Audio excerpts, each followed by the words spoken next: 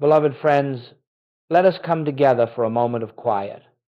Before we speak of prayer, before we inquire into its nature, let us simply rest in the awareness that something sacred is already here.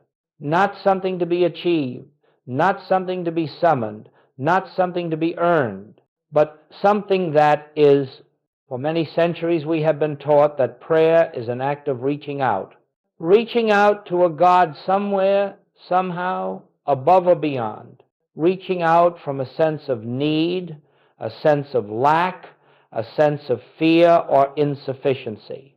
And so we struggle and we plead and we hope that some higher power might look upon us with favor. But this is not prayer. This is the mind, unaware of its true source, trying to make contact with its own self. In the infinite way, we begin not with words, but with silence, not with asking, but with listening. For prayer does not start with our voice. Prayer begins with the recognition that there is a presence here before any thought, before any request, before any desire. This presence is closer than breath, nearer than hands and feet. It is not brought into being by our effort, nor is it changed by our petition. It is the living activity of God being itself. And so as we gather, I would ask you not to prepare your mind to ask for anything. Do not prepare yourself to convince God of your worthiness. Do not seek to catch God's attention, for God has never lost sight of you, and in truth, God has never been apart from you.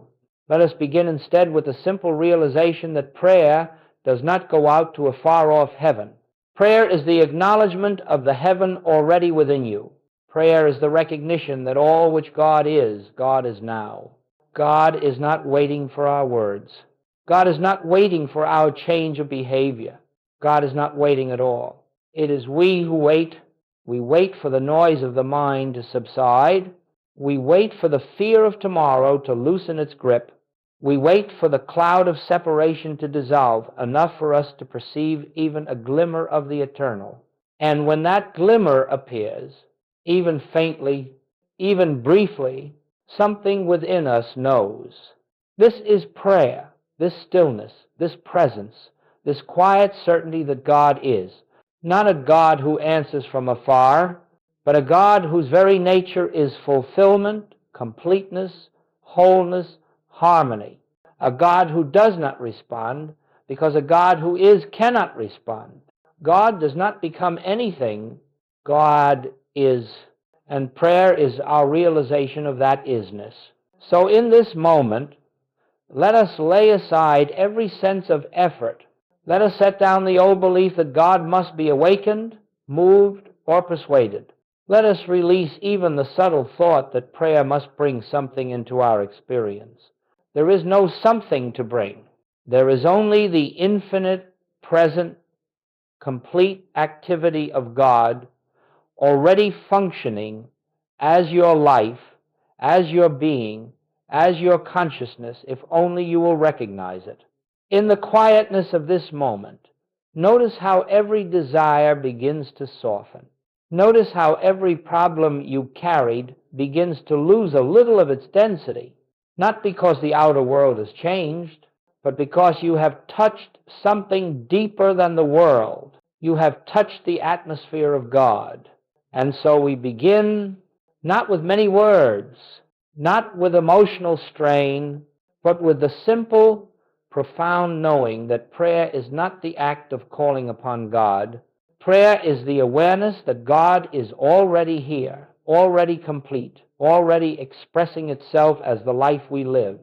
Let us rest in that truth, for in that resting lies the doorway to all real prayer. As we continue in this atmosphere of stillness, let us look gently, honestly, at why so much of what we have called prayer has left us weary, discouraged, or confused. It is not because God has failed to hear. It is not because God has chosen silence. It is because the very starting point of most prayer has been mistaken. Traditional prayer, as the world knows it, arises from a belief I am here, and God is somewhere else. I am lacking, and God must supply. I am sick, and God must heal. I am frightened, and God must intervene. This is the consciousness of separation, and as long as we dwell in it, no matter how earnest our words, no matter how sincere our longing, we cannot find true peace. For separation itself is the veil that obscures God. You see, the moment we believe we must reach out to God, we have already concluded that God is not where we are. The moment we attempt to persuade God to act, we have already accepted the illusion that God has not acted. The moment we ask God to bestow something, we have unknowingly declared that God has withheld something. And so our prayers, though heartfelt, are built upon an unreality. There is no separation. There is no distance. There is no interval in which God is absent and must be summoned. Yet the human mind, unaware of this truth, prays as though it is alone in the universe, hoping that its cries will pierce some distant heaven. Think of it this way. If the sun is shining in its fullness, but you place a heavy curtain before your window, you may sit in the dimness and ask for light, but the light has not withheld itself. Only the curtain stands between you and its warmth. So it is with God. God does not withhold light, life, love, harmony, but the belief in separation, the curtain of I am here and God is there, prevents us from experiencing what has always been ours. Traditional prayer fails not because God is unresponsive, but because the prayer itself begins in an assumption that denies the truth of God's omnipresence. You cannot stand in the conviction that God is everywhere present and at the same time pray as though God must come. You cannot know that God is the very life of your being and simultaneously beg for that life to enter. You cannot affirm oneness while acting from twoness. This is why the world's prayers appear unanswered, not because God has withheld, but because the prayer is rooted in illusion. And so the infinite way invites a shift, a quiet, profound shift, from separation to oneness, from pleading to recognizing, from reaching outward to becoming inwardly aware. When you pray from separation, the prayer cannot rise. When you pray from union, the prayer is already fulfilled. Let us pause for a moment here. Close your eyes if you wish. Notice the subtle habit of reaching outward. Notice how the mind tries to stretch towards something beyond itself. That stretching is the mark of separation. Now, gently, without force, without strain, withdraw that reaching. Let it fall away, and instead rest in the simple truth. Right here, where I am, God is, not as an idea, not as a belief, but as a presence, alive, whole, complete. As this realization dawns, even faintly, the heart discovers that it has been looking in the wrong direction. The search beyond dissolves, the attempt to persuade God quiets, and what remains is a stillness that whispers, "You are never separate from me." This is why traditional prayer, built upon the belief of a needy human appealing to a distant God, must inevitably fall short. It attempts to solve a worldly problem without first resolving the inner illusion. Only when the illusion of separation is lifted does prayer become prayer. You do not need to cry out. You do not need to convince the infinite. You need only realize the truth that has been true all along. God is the substance of your life, the breath of your being, the light within your consciousness, the presence that never moves, because it is already present everywhere. When this truth is felt even slightly, you will understand why asking fails and why recognition succeeds. Beloved friends, separation is the only barrier, and the moment separation is gone, prayer becomes the effortless activity of awareness itself. Before we can speak of real prayer, before we can understand why prayer in the infinite way bears fruit, we must come into a clear and living awareness of the nature of God. For without this foundation, every step we take will be uncertain. We will pray inconsistently, think inconsistently, and live inconsistently, because our conception of God will be divided, limited, or distorted. The nature of God is not a subject for belief. It is not something we adopt because it sounds holy or comforting. It is something we must learn to experience, to feel, to realize at the center of our being. For God is not known through the mind that reasons. God is known through the heart that recognizes. Let us begin here. God is infinite. This means that God is without boundary, without limit, without division. God does not start in one place and end in another. God is not more present in one temple than in another, more available to one group than to another, more active in one life than in another. Infinity knows no degrees. If God is infinite, then God is fully present, fully available, fully expressing, right where you are. This is the first truth we must allow to sink deeply into us. God is not approaching. God is not coming. God simply is.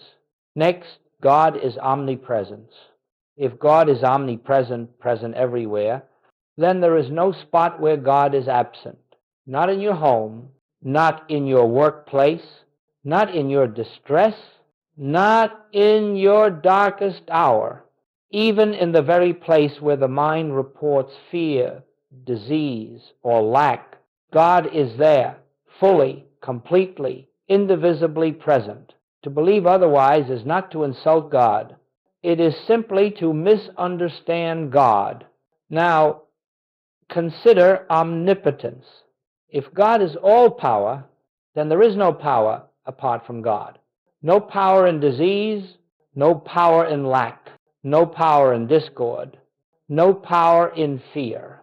And so, when we pray to remove a problem, to destroy a condition, to overcome an obstacle, we are unknowingly granting power to something that has none. We are praying to an illusion. God alone is power, not a power of force, not a power of domination, but the gentle, effortless power of being what God is: life, love, intelligence, harmony, purity, wholeness. And now we approach the heart of the matter. God is one. This is perhaps the most important truth for spiritual realization. God is not many. God is not one among many powers. God is not one being separate from another being. God is one being, one life, one consciousness, one presence expressing itself in infinite ways. This oneness is the key to understanding why prayer cannot be a plea. If God is one, and if you live and move and have your being in that one, then there is no place to pray to. There is only a presence to become aware of. We do not reach out to God, for God is the very substance of our being. We do not call upon God, for God is the essence of our consciousness. We do not ask God to come, for God is the breath within our breath, the life within our life. A wave does not pray for the ocean to come to it. It simply becomes aware that it is the ocean in expression, and so it is with you. When you understand that God is infinite, omnipresent, omnipotent, and one, you can never again pray as one who is separate, one who must reach out for help, one who must change the mind of deity. You will understand that prayer is not an attempt to influence God. It is the quiet recognition of what God already is, and therefore of what you already are in God. Let this truth settle softly into you. God is not a responder. God is a presence. The moment you recognize that presence, your prayer is answered, not because God has acted, but because you have awakened to the activity that was always present. When the nature of God is understood correctly, prayer becomes the simplest of all activities. It becomes resting, knowing, being still long enough for the living presence of God to reveal itself within your consciousness. In that moment, you will discover that prayer is not something you do. Prayer is what happens when the illusion of separation vanishes, and the nature of God stands revealed as the nature of your own being. Let us now take a further step inward. We have contemplated the nature of God, and we have seen that God is infinite, omnipresent, omnipotent, one. But unless we understand the nature of the individual, these truths remain theoretical, distant, and abstract. The real secret of spiritual life, the secret behind prayer, healing, harmony, supply, lies in this one revelation. Your true identity is not separate from God, not part of God, not close to God, not dependent on God, but one with God, because God is the substance, life, and consciousness of your being. This is a truth so sacred, so transformative, that the human mind resists it. It says, "No, I am a mortal creature. I am a personality with flaws and fears. Surely God and I cannot be one." But this objection arises only from the surface mind, from the conditioned belief in a self apart from Source. Let us be clear. The you that is one with God is not the personal ego. It is not the human mind, not the physical form, not the emotional nature. It is the I behind all personal sense, the divine I, the spiritual identity, the Christ nature, that is the true self of every individual. When Jesus said, "I and the Father are one," he was not claiming a unique privilege. He was revealing a universal truth of being. He was speaking from the I, that is the same I in you. The same divine self that lived through Jesus lives as you. The same life that animated him animates you. The same consciousness that healed through him is the consciousness that constitutes your being. This is not poetry. This is spiritual reality. Now, notice what happens when this truth is even lightly sensed. The entire basis of prayer changes. We no longer stand as beggars, as petitioners, as creatures appealing to a power outside ourselves. We stand instead as expressions of God, as individualized activity of the one infinite life. We do not seek God. We are the place where God shines through. We do not call upon God as an outside presence. We awaken to the presence functioning within us. Take a moment now to feel this. There is an I in you that does not grow older, that is not wounded by the past, that is not frightened of the future. It is the same I you knew as a child, the same I you know now. It is untouched by time, uncolored by circumstance, undamaged by experience. This I is the divine identity, the Christ of you, the Son of God expressing itself as individual being. When you pray from this realization, you do not ask God to change anything. You rest in the awareness that God is already being itself as your life, as your supply, as your harmony, as your wholeness. You begin to understand, I do not live my life. God lives. It's life as me. And this recognition, quite gentle, inward, is the essence of true prayer. Let me say this plainly. Every problem you face arises from identifying with the human self instead of the divine self. When you believe yourself to be a limited human being, you naturally pray as one. You pray from fear, from lack, from separation.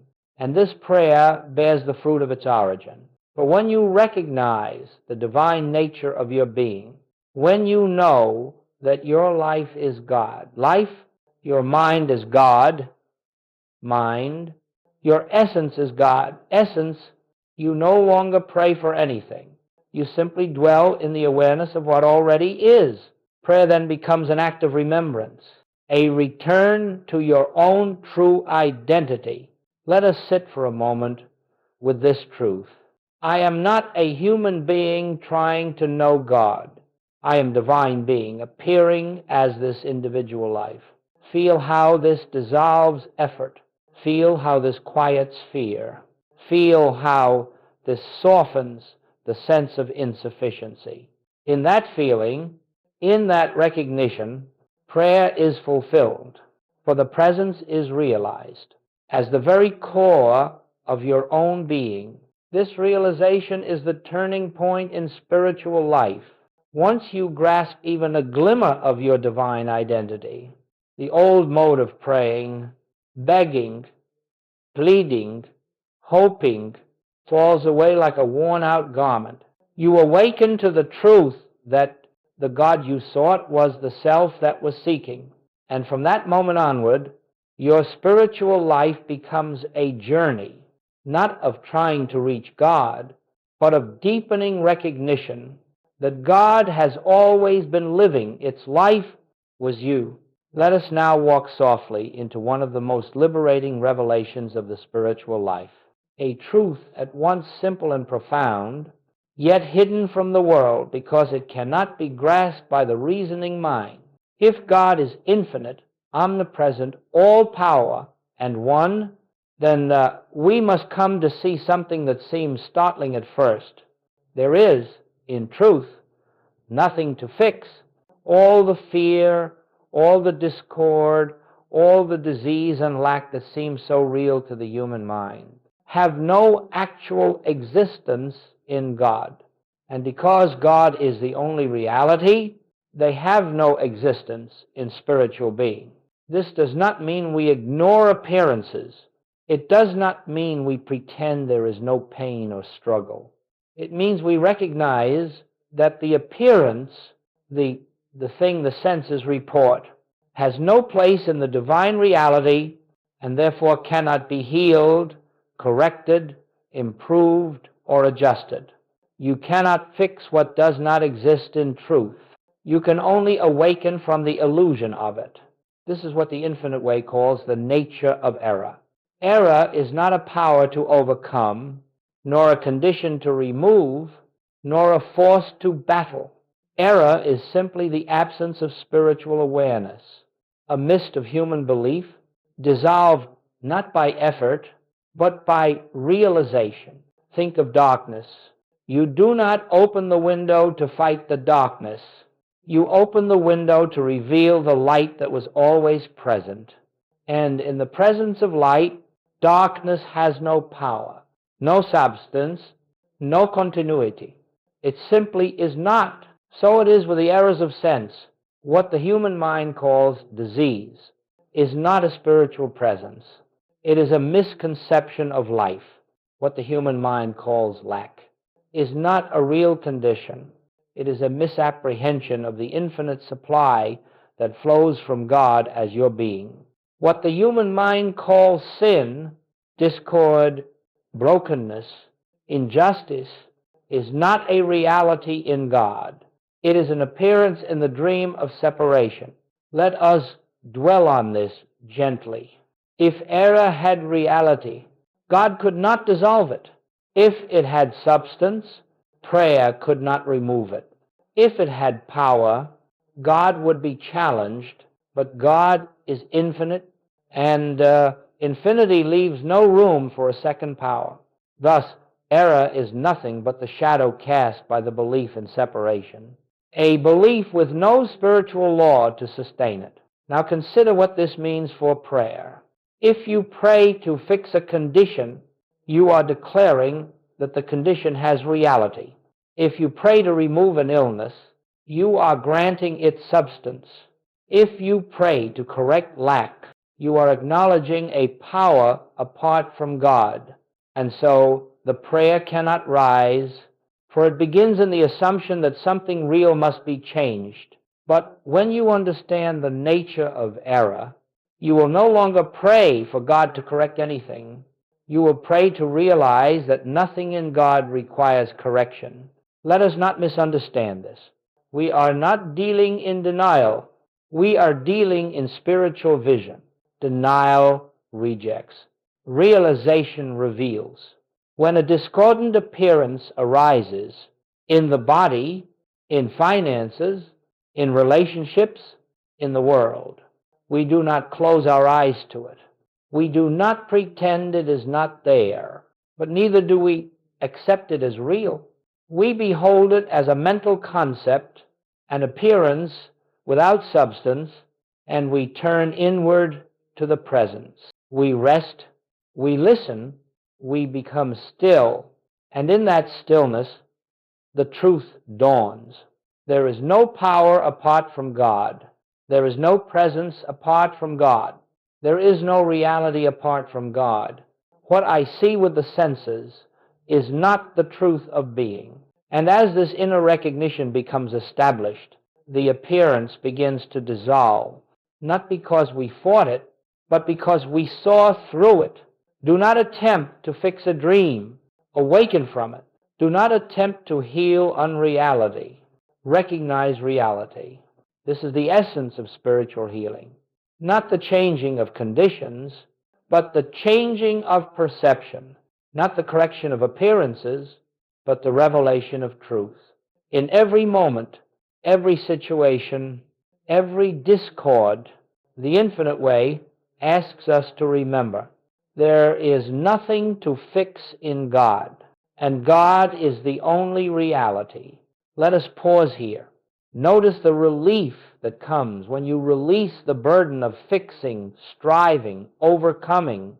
Error is not a stubborn presence that must be conquered. Error is a misunderstanding that vanishes in the light of awareness. As we continue deeper, you will see why this understanding transforms prayer entirely. Prayer becomes not the attempt to change the outer, but the gentle inner recognition that God is the only presence and the only power, and when this is realized, the appearance must change of its own accord, for it never had a foundation except in belief. Now that we have seen the nature of God and the nature of individual being and the nature of error, we come at last to the heart of our journey together, the true nature of prayer. Prayer, as the world understands it, is the act of asking God for something, for healing, for supply, for guidance, for safety, for help. But this kind of prayer, though sincere, rests upon a fundamental misconception, the belief that God has something we do not have, that God withholds until asked, that God reacts to human need, that God responds to our petitions. Yet if God is infinite, omnipresent, and indivisible, what could God possibly withhold? If God is the very life of your being, what could God possibly give you that you do not already possess in essence? Let me state the infinite way teaching as simply as possible. Prayer is not petition. Prayer is recognition. We do not pray to change God's mind. We do not pray to bend God's will. We do not pray to convince God to intervene. We do not pray to bring God into our experience. God is already fully present. Prayer, then, is the quiet realization of that presence. Real prayer begins the moment we stop asking and start knowing, the moment we stop striving and start resting, the moment we stop speaking and start listening. Listen now, not with the ears, but with the inner receptivity, and you may sense what prayer truly is. Prayer is the atmosphere of God made tangible in consciousness. It is the awareness, however delicate, that a presence is here, a presence that is not separate from your own being.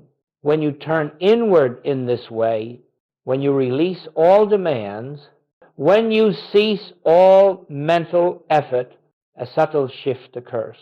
You feel yourself carried, supported, loved, and known by a presence that is not external, but intimately your very self. This is the beginning of true prayer. Let us explore it further. When you pray for supply, you reinforce the belief in lack. But when you recognize God as infinite substance, not substance to acquire, but substance already expressing itself, you discover supply flowing effortlessly into your experience. When you pray for health, you strengthen the belief that disease is real. But when you recognize the life of God as the life of your being, you behold the body responding to that realization. When you pray for peace, you declare your separation from peace. But when you recognize peace as an attribute of the presence within, you find your mind becoming still without effort. Prayer does not bring something to you. Prayer reveals what has always been yours. Let us rest in that. Now, how do we pray in this way? What does recognition look like? Real prayer unfolds in 4 simple movements. 1, we enter stillness. We quiet the mind. We withdraw attention from the world of appearances. We step out of the noise of thinking. 2, we release desire. We relinquish the urge to improve, fix, attract, or change. We do not want anything from God. We do not seek anything from God. 3, we become receptive. We open ourselves inwardly, not to a message, not to a voice, not to a sensation, but to the awareness that God is here. 4, we recognize, we let the truth reveal itself. Here where I am, God is. All that God is present. All that God is expressing itself. This recognition is prayer. At times, it may come as a gentle assurance, at times as a soft inner warmth, at times as a wordless peace, and at times as pure stillness without form. But the form does not matter. The presence does, and the presence is always here, not because you have called it, but because it is your very life. When you live in this atmosphere, even briefly, you will understand why asking fails and why recognition succeeds. You will understand that prayer is not something you perform. Prayer is something you become. It is a state of consciousness, a resting in God awareness, a quiet certainty that no matter what the senses report, God alone is the reality of your being. And the moment that certainty dawns, healing takes place, not as a miracle, not as a reward, but as the natural outpouring of realized truth. This, beloved friends, is the nature of prayer. Not words, but awareness. Not asking, but knowing. Not reaching, but recognizing. When this becomes clear, prayer becomes the most effortless of all activities, for it is simply the recognition of what God already is and always has been within you. Up to this point, we have spoken of prayer as recognition, the recognition of God's presence, of the divine nature of your being, and of the unreality of error. But now we come to something deeper, more intimate, more transformative, the practice of the presence. The presence is always here. You cannot bring it. You cannot summon it. You cannot call it forth. You can only become aware of it. This becoming aware, this living, breathing recognition is what we call practicing the presence. Practicing the presence is not an activity of the mind. It is not a mantra, not an affirmation, not a repetition of holy words. It is the quiet realization of a fact. God is here. Where I am, God is. And in that moment, you are no longer a human being seeking God. You are a divine being recognizing itself. Let us walk together into the atmosphere of this practice. You may be sitting in a room, you may be walking on a street, you may be washing dishes, you may be driving a car. It does not matter where you are or what the body is doing. The presence is equally present. Now, gently, without strain, turn inward, not toward the mind, not toward the body, but toward the subtle sense that there is something here greater than thought, greater than emotion, greater than form. Feel into that. At first, you may sense only a quieting, a softening, then perhaps a spaciousness, then perhaps a warmth, a peace, a gentle assurance you cannot explain. This is the beginning of practicing the presence. We are not attempting to think spiritually. We are not reaching for a feeling. We are not striving toward an experience. We are simply allowing the presence that is always present to make itself known. And here is the great secret. The moment you turn inward, the moment you consent to silence, the moment you release striving, the presence begins to reveal itself. Not because you have earned it, but because it is what you are. Practicing the presence does not remove your human responsibilities. It does not take you out of ordinary life. Rather, it allows the divine life to flow through every activity. You may be in a conversation, and suddenly you feel that the words are no longer yours, that something deeper, quieter, wiser is speaking through you. You may be in the midst of conflict, and instead of reacting, you find yourself resting in a peace that does not come from you. You may be facing illness, and instead of fear, you sense a presence that remains untouched by the condition. Notice something important. The presence never changes the situation. It changes your consciousness of it. And when consciousness changes, the situation must follow. Now, let us return again to stillness. Practicing the presence is not a discipline measured by minutes or hours. It is a way of living, a way of breathing, a way of relating to existence. It is the habit of turning inward again and again whenever you become aware that you have drifted into mental activity, not with criticism, not with judgment, simply with the gentle recognition, I forgot. Let me return. And you return to silence, to awareness, to the felt sense that something is here. As you practice this, you will discover that the presence eventually takes over. You do not maintain it. It maintains you. You do not hold to it. It holds you. You do not remember it. It remembers itself as you. This is the great shift. The presence becomes the doer, the thinker, the life, the intelligence. You become transparent, a vessel, a witness to God expressing. This is why Joel would often say, do not try to be spiritual. Let God be God in you. Practicing the presence is letting God be God. It is stepping aside, releasing self-will, releasing human fear, releasing the need to control, and resting in the divine activity. That is always at work. The more you practice, the more effortless it becomes. The more effortless it becomes, the more constant it becomes. The more constant it becomes, the more your life begins to reflect the harmony, order, abundance, and peace that flow naturally from realized God presence. This is the living experience of prayer.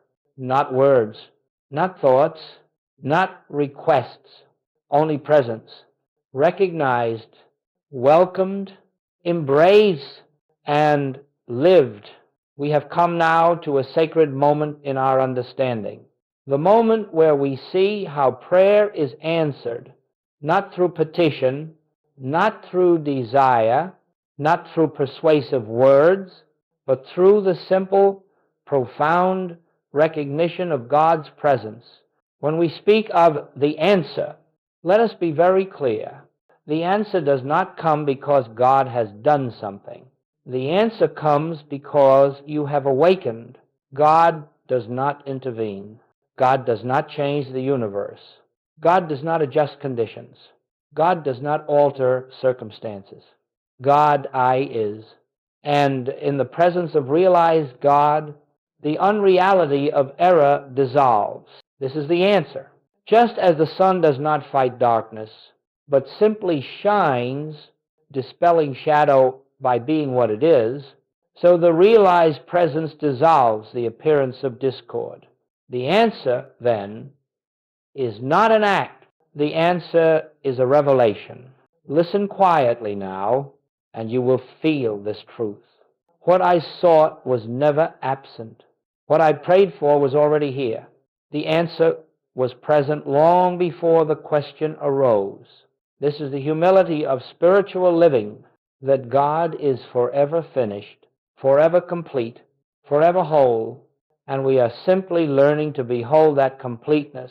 Now, let us examine how the answer appears. 1. The answer appears as inner peace before outer change.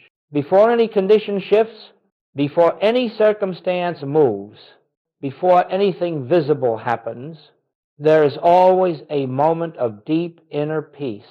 It may be only a second, only a breath, only a whisper of stillness, but it is unmistakable. It is the click, the inward settling, the holy assurance that all is well. Not all will be well. All is well. This peace is the answer. The outer change is merely its echo. 2.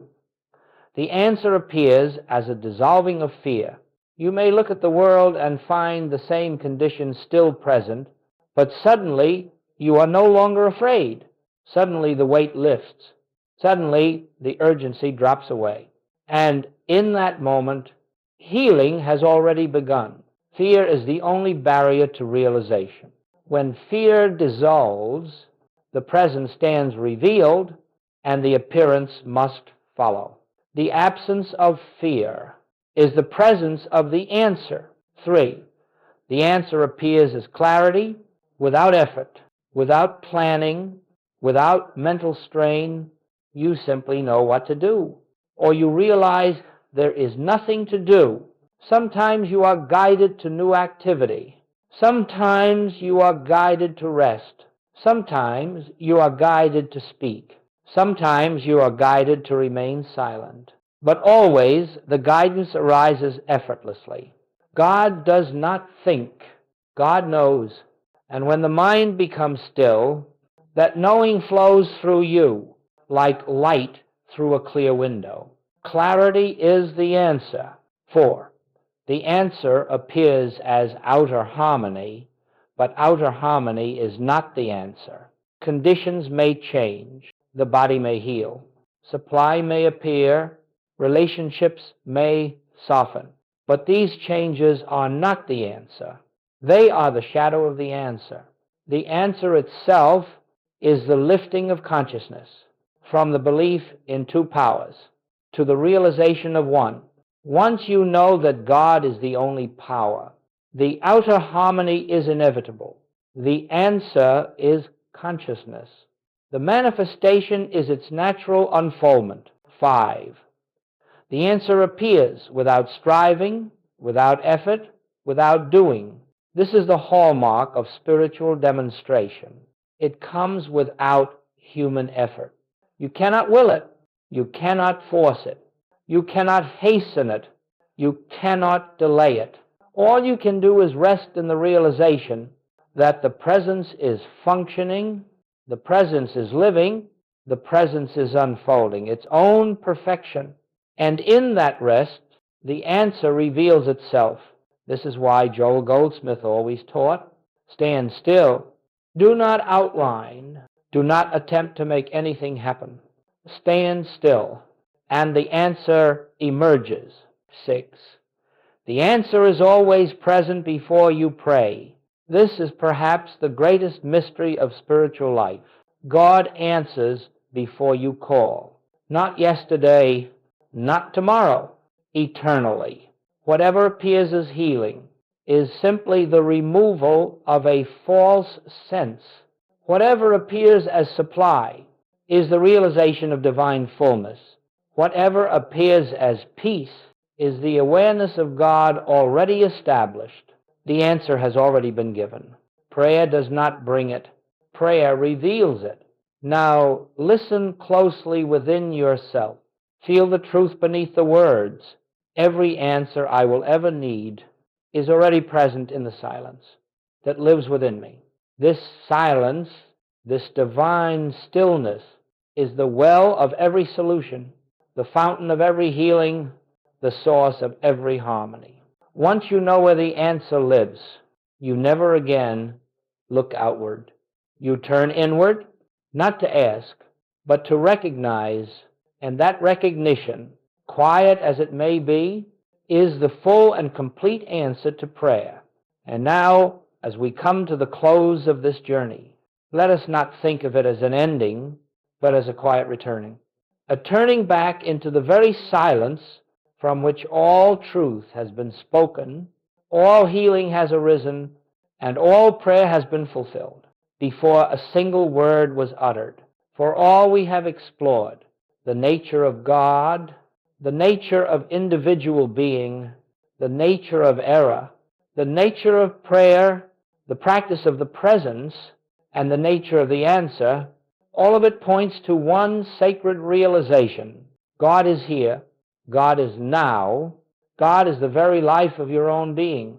There is nothing more to find, nothing more to seek, nothing more to attain. Only this, to rest in the presence that has been quietly breathing through you since before time began. Let us enter that rest together. Be still now. Not with effort, not with discipline, but with the gentle surrender of a child, leaning into the arms of a loving parent. For in this stillness, you will discover that the presence is already here, a soft, living radiance within you, needing no invitation, needing no preparation, needing nothing from you except openness. It has always been here. Your journey, your study, your practice, your questions, your seeking, all of it has been leading you not towards something new, but back to what has always been true. The presence is the prayer. The presence is the answer. The presence is the peace. The presence is the life. The presence is the wholeness. The presence is the abundance. The presence is the love. And you, your true self, are that presence in individualized expression. As we rest now, allow the sense of separation to fall away. Allow the effort to dissolve. Allow the mind to soften. Allow the heart to open and listen, not for words, not for messages, not for signs, but for the silence itself. For the silence is God. And in that silence, every prayer you will ever pray is already fulfilled. Every need is already met. Every question is already answered. Every healing is already complete. Every longing is already satisfied. Every fear is already dissolved. There is nothing more to add, nothing more to seek, nothing more to say. Only this: Father, thou art ever with me, and all that thou art is embodied in my very being. Let this truth accompany you into every moment that follows, not as a thought, not as a belief, but as a living presence within you, guiding you, upholding you, unfolding through you. And as you go forth, remember, prayer does not begin with words. It begins with silence. Prayer does not end with results. It ends with realization. And the greatest realization of all is this: God is the only life you have, the only mind you have, the only being you are. Rest in that, live in that, walk in that, and let the presence shine through you as blessing, as peace, was light wherever you go. This is the fulfillment of prayer. This is the infinite way